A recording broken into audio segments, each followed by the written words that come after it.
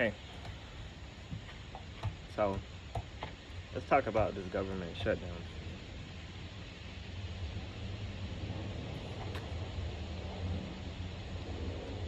What's the government shutdown mean for us? Not the people that are rich, not the people that are in between us, the regular people, the regular people just trying to make it. What does it mean for us? What realization does it bring you to? For me, it brings me to the realization that this can happen at any given time. Stuff like this, it's not a,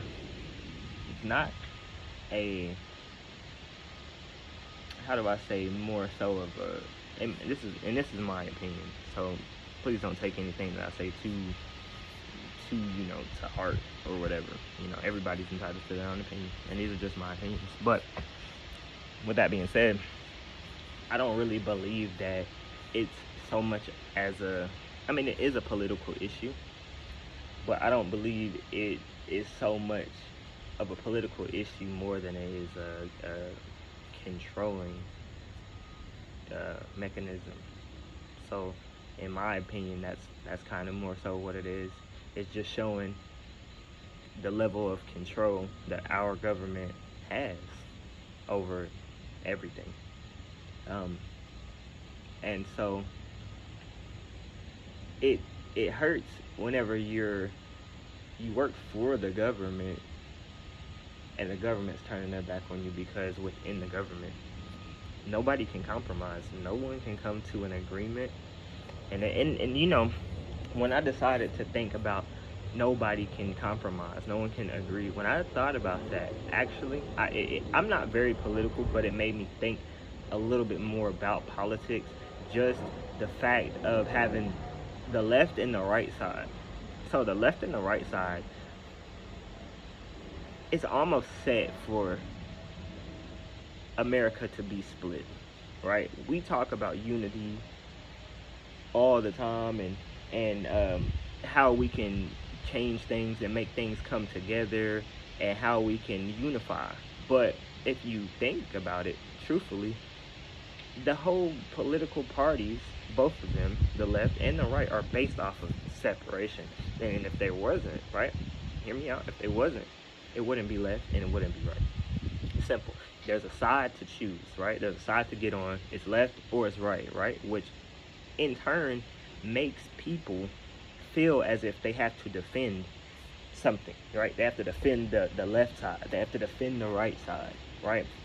And ultimately, without realizing it, it causes you to judge people based on just them, right? Without even getting to know them, not understanding their ideas, not understanding anything.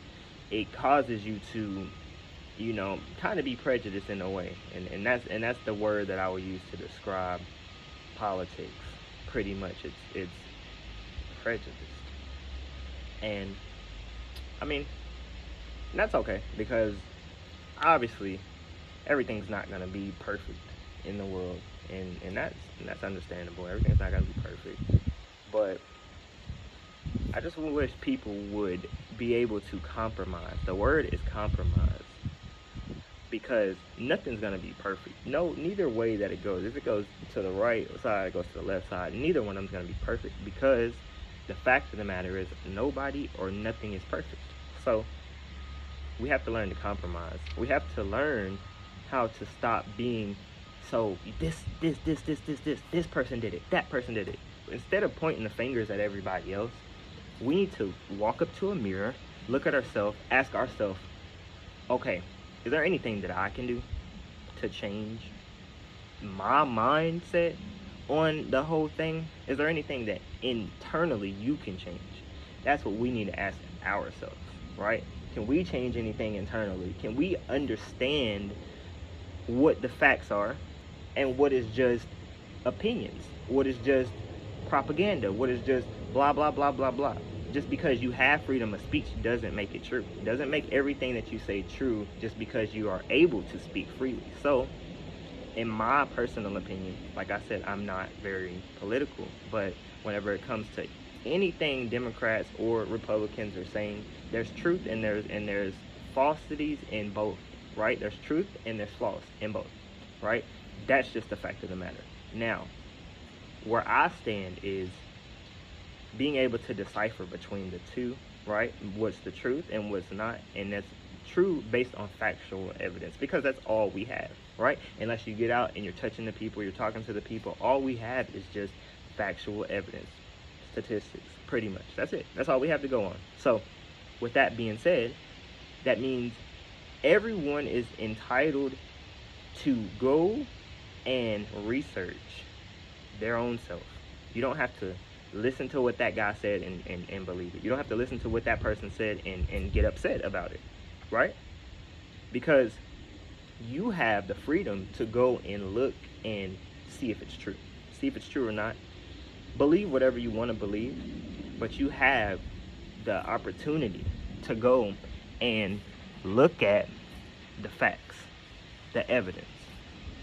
So we should, as one people, not a race of people, but as Americans, we should start looking at the facts, putting the facts on the board, right? Put facts on the board, and let's go off of that. Let's not go off of he say, she say. Let's go off of what is on the board, what is factual evidence, what can be proven, and that's it.